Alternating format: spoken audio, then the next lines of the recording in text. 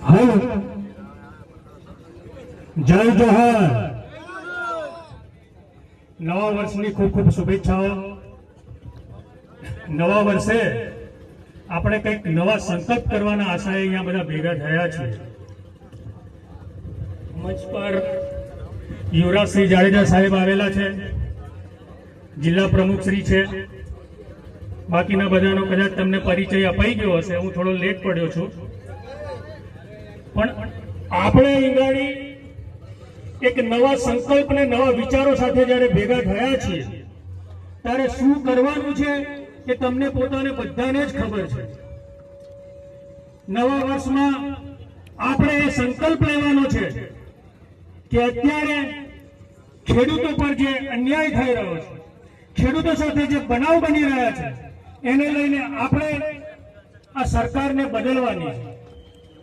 આ સરકાર બદલવા માટે આપ બધા કટિબદ્ધ છો, તૈયાર છો? શાબાશ, તમારો આ ઉત્સાહ અને આ ઉમંગ અમને અંદરથી એક અલગ તાકાત આપે છે, એક અલગ જુસ્સો આપે છે। આપ જાણો છો કે નજીકના સમયમાં સ્થાનિક સ્વરાજ્યની ચૂંટણીઓ આવી રહી છે, ખબર છે ને? તાલુકા જિલ્લા પંચાયતની ચૂંટણીઓ આવે છે। આપણે દાવેદારી કરવાની છે, યુવાનોએ તૈયાર થવાનું છે। આમાંથી કેટલા યુવાનો તાલુકા જિલ્લા પંચાયત લડવા માટે તૈયાર છે? કેટલા જણ આગેવાની કરવા તૈયાર છે? હાથ ઊંચા કરો। શાબાશ પ્રવીણભાઈ, જોઈ લો, ઘણા બધા નેતાઓ આપણી પાસે તૈયાર છે, યુવાઓ તૈયાર થઈ રહ્યા છે।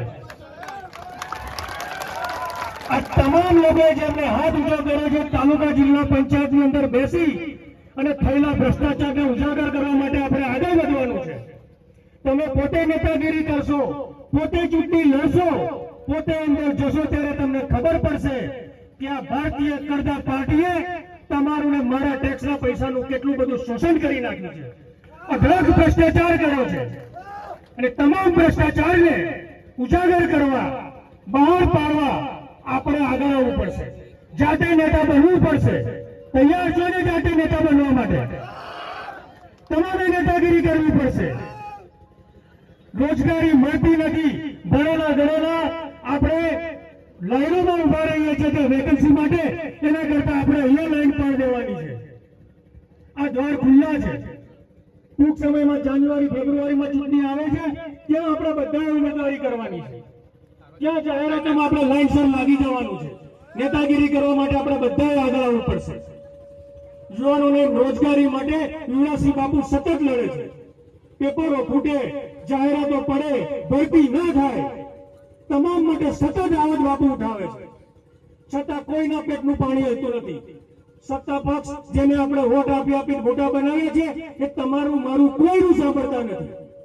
આજે આમાં ઉભેલા કેટલા યુવાનો ભણેલા ગણેલા છે, પીએચડી થયેલા હશે, ગ્રેજ્યુએટ થયેલા હશે, પીટીસી થયેલા હશે, તમામ પાસે ડિગ્રીઓ છે, છેલ્લી ડિગ્રીઓ તમામ પાસે, છતાં નોકરી છે કોઈની પાસે? તો નોકરીનો વિકલ્પ માટે આપણે ક્યાંક આગળ આવવું પડશે।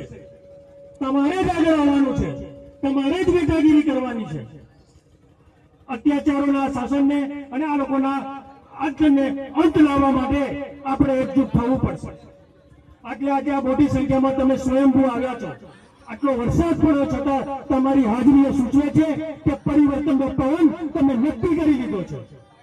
તમે જ પરિવર્તનનો પવન લાવવાના છો, અને આ પવન ફૂંકાઈ ગયો છે મિત્રો।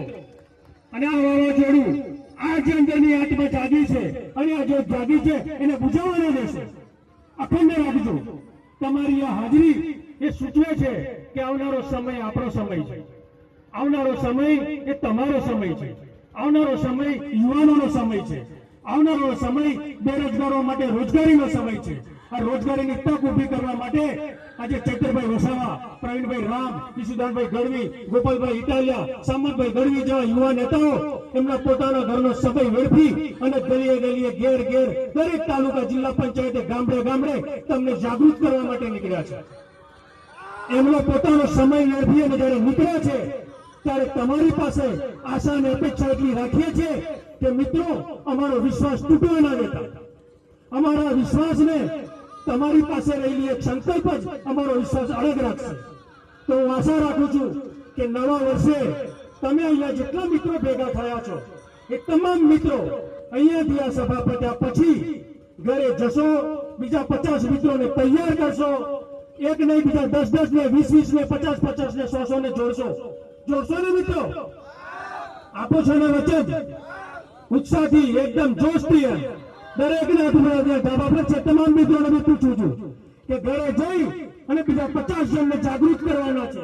આ નીચે ઉભેલા તમામ મિત્રો, જ્યાં સુધી મારો અવાજ જતો હોય એ તમામ મિત્રો, વડીલો, બહેનો, યુવાનોને હું આહ્વાન કરું છું કે નવા વર્ષમાં એક એવો સંકલ્પ કરજો કે તમારું રાજ આવે, તમારી પાર્ટી, તમારું ચિહ્ન, ઝાડુના નિશાનને વોટ આપશો તો આ સ્વરાજ તમારું હશે. આ સંકલ્પ તમારો અને તમારે તમામ સાથી મિત્રોએ અહીંયાથી લઈને નીકળવાનો છે.